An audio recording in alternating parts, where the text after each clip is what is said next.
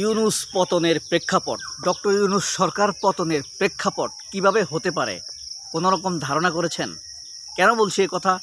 সেই প্রেক্ষাপট খুব নিকটে চলে এসেছে। ধারণা করুন কিভাবে ডক্টর ইউনূসের সরকার পতন হতে পারে। ডক্টর ইউনূস সরকার এসেছেন কিভাবে সেটা ভাবলেই সবাই স্পষ্টভাবে বুঝতে পারবেন ইউনূস সরকারের পতন হতে পারে কিভাবে। আপনি দুটি পায়ের উপরে ভর করে হাঁটেন, দুটি পা ভেঙে গেলে আপনি পড়ে যাবেন।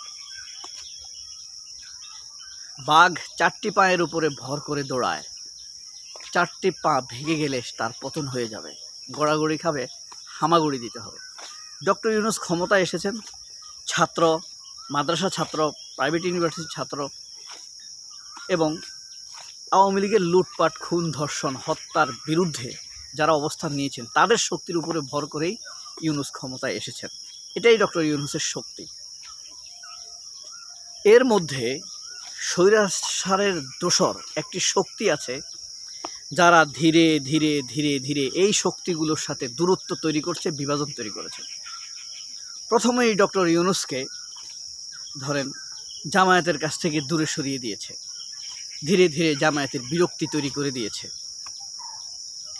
এরপর একে একে স্বৈরাচারের দোসরদেরকে প্রশাসনে নিয়োগ দিয়ে আন্দোলনকারীদেরকে শহীদ পরিবারগুলোর মধ্যে বিরক্ত তৈরি করে দিয়েছে, ঠিক না?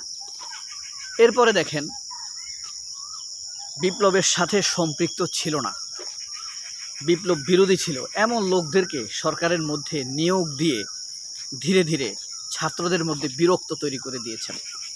ছাত্ররা যখন বিরক্ত হয়ে যায় তখন কি ইউনূস আর থাকতে পারবে? পারবে না। যদিও বিরক্ত হয়তোবা এখনও বিরক্তির পর্যায়টা ওই লেভেল পর্যন্ত পৌঁছায় নাই, কিন্তু একটা জিনিস যদি আমরা স্পষ্ট করি, দেখেন কয়েকজন মানুষকে নিঃশর্তভাবে মুক্তি দিয়েছে আওয়ামী লীগের সাবের হোসেন চৌধুরী, কিন্তু জামায়াতের একজন নেতা বন্দী আছেন এটিএম আজহার, তাকে কেন মুক্তি দিল না? তার মামলা কি ভুয়া না? যুদ্ধাপরাধের মামলার ইস্যুতে কোনো রকম স্টেটমেন্ট দিল না বিচারপতি, না প্রেসিডেন্ট, না ডক্টর ইউনূস, না বিচার বিভাগ থেকে, না জুডিশিয়াল কাউন্সিল থেকে কোনো রকম মন্তব্য দেয়নি। এই কারণে ইউনূসের সাথে দূরত্ব তৈরি হচ্ছে তার স্টেকগুলো, ধীরে ধীরে বিরক্তিতে পরিণত হচ্ছে, তারা সরে যাচ্ছে, সিম্পেথি হারাচ্ছে ডক্টর ইউনূস। এই কারণেই ডক্টর ইউনূস দুর্বল হয়ে গিয়েছেন, কিন্তু পতন হয়নি। সেই পতনটা কখন হবে? এই যে স্টেকগুলো, জামাত দুর্বিষহ আন্দোলনের ডাক দিবে, ছাত্ররা ইউনূস চাই না বলে রাস্তায় নেমে যাবে, কিছু কিছু এখনও নামছে, তারপরে মাদ্রাসা ছাত্ররা নেমে যাবে, নারী নীতি প্রণয়নে ডক্টর ইউনূস শক্তিশালী অবস্থান নেবে, মাদ্রাসা বিরক্ত হয়ে যাবে। কৌশলে ওই যে যাদেরকে নিয়ে নারী নীতির জন্য যাদেরকে নিয়োগ দিয়েছে সুবিধাভোগী, তারাই ডক্টর ইউনূসের প্রতি, মানুষের তার স্টেকগুলোর প্রতি, সিম্পাথাইজারদের প্রতি আপনার বিরক্ত তৈরি করে দিয়েছে। আর বিরক্ত তৈরি হওয়ার পর স্বাভাবিকভাবে ধীরে ধীরে তিনি দুর্বল হবেন। এই বিরক্তি যখন বিবর্তিত হয়ে আন্দোলনের পর্যায়ে যাবে তখন আর ইউনূস থাকতে পারবে না। বিরক্তির সর্বসীমায় পৌঁছে গেলে যে স্টেকগুলো ক্ষমতা এনেছে থাকে সেই স্টেকগুলোই তার প্রতি ধীরে ধীরে বিরক্ত হয়ে যাবে। এটা হলো ডক্টর ইউনূসের পতনের মূল প্রেক্ষাপট, মূল ব্যাকগ্রাউন্ড। এটার উপরে ভিত্তি করেই ইউনূসের পতন হয়ে যাবে। এখন আসেন, আর কতদিন টিকবে ডক্টর ইউনূস, বা এই পরিস্থিতি পরিবর্তন করা সম্ভব কিনা? সম্ভব। সেটি হলো এমনভাবে পরিস্থিতিটা তৈরি করবে, বিরক্তিকর উপদেষ্টা, পররাষ্ট্র সচিব আসিফ নজরুল, দুমধাম এরকম কয়েকজনকে বাদ দিয়ে দিবে, আবার চাঙ্গা হয়ে যাবে।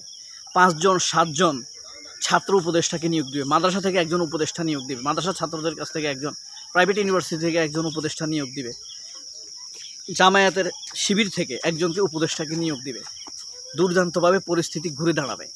আওয়ামী লীগ আবার পালাতে থাকবে, এখন যেরকম উঁকি ঝুঁকি দিচ্ছে আবার পালাতে থাকবে, পথে ঘাটে রাস্তার চিপায় মাইর খাবে, দৌড়াবে, ফেলে দেবে। এই পরিস্থিতি অবদমিতকরণ সম্ভব এভাবেই। এখন কথা হলো, ইউনূসকে এই বিষয়ে সহযোগিতা করবে কে? আছে এমন কেউ? সেনাবাহিনী কখনো করবে এটা?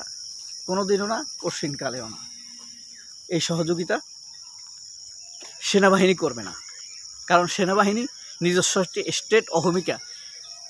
সেনাবাহিনী তো ডক্টর ইউনূসকে ফেলেই দিত, তাড়িয়েই দিত।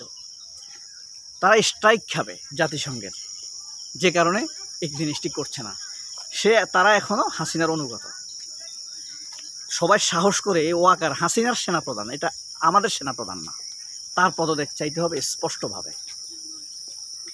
তার আনুগত্য ভারতের প্রতি, তার আনুগত্য আওয়ামী লীগের প্রতি। এই জিনিসটি আমরা যত দ্রুত বুঝে ফেলব, তত দ্রুতই আমরা শত্রু চিনতে পারব। আর শত্রু চিনতে পারাটা খুব দ্রুতই বিজয়ের দিকে এগিয়ে যাওয়া। এই পরিস্থিতিতে ইউনূসের ফিরে আসা সম্ভাবনা খুবই কম। ফিরে আসা বলতে তার পূর্ণদমে যে ক্ষমতার চর্চা করা, সেই পরিস্থিতি থেকে যে দূরে সরে গিয়েছে। কারণ সহযোগিতার কোনো লোক নেই, আর্মি হেল্প করছে না, কোনো পলিটিক্যাল পার্টিকে তিনি হাতে রাখেননি, মাদ্রাসার যে স্টেক দেওয়া, যেসব যারা ভূমিকা রেখেছে এই আন্দোলনে, তাদেরকে সন্তুষ্টির জন্য কিছু করেননি। সুতরাং এই বিষয়টি অবধারিতভাবে পরিস্থিতি ডক্টর ইউনূসের বিরুদ্ধে, এটা কিন্তু স্পষ্ট। এখন কথা হলো, আমরা যত কথাই বলি, এর বাইরেও ডক্টর ইউনূস কিছু ক্যারিশমা দেখিয়েছেন। যেমন সেনাবাহিনী বলছে যে তাদেরকে আয়নাঘর দেখতে দিবে না, তিনি কিন্তু সেটি করেছেন। দুবাইতে আটকে পড়া যে 57 জন শ্রমিক জেলে ছিল, তাদেরকে ছাড়িয়ে আনা, এটা একটা দুর্দান্ত ক্যারিশমা ছিল ডক্টর ইউনূসের। তারপরে জাতিসংঘের মহাসচিব গুতেরেস, তাকে এখানে এনে তিনি যে 4 দিন রেখেছেন, এটা তার একটা সাফল্য ছিল। আন্তর্জাতিক ডিপ্লোমেসিতে তিনি একটা ভালো সাফল্য রাখতে পেরেছেন।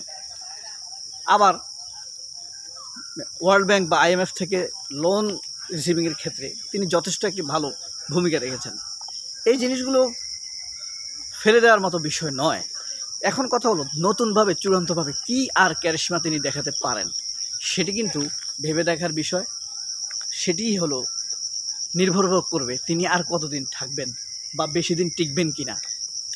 কারণ যারা এই হাসিনাকে তাড়াতে বিশাল ভূমিকা রেখেছে, তাদের সবাইকেই কিন্তু সন্তুষ্ট করতে হবে। আপনি একটি অংশ কৌশলে নারী নীতি প্রণয়ন করে ডক্টর ইউনূসকে কিন্তু ইসলামের মুখোমুখি দাঁড় করিয়ে দিয়েছে। স্বাভাবিকভাবে ইসলামপন্থী মানুষ বিরক্ত হবে, আর এদেশের অধিকাংশ মানুষ কিন্তু ইসলামপন্থী। এরা যদি ইউনূসের উপরে বিরক্ত হয়, ইউনূস কি আর থাকতে পারবে? খুব বেশি দিন থাকতে পারবে না, হুট করে দেখবেন একদিন নাই। এই জিনিসটি ডক্টর ইউনূসের মাধ্যমে সূক্ষ্মভাবে প্ররোচনা দিয়ে কোনো একটি স্টেক শয়তান এই কাজগুলোই করে যাচ্ছে। মিলিয়ে দেখবেন। সবাই অনেক ভালো থাকবেন। আল্লাহ হাফেজ। আসসালামু আলাইকুম।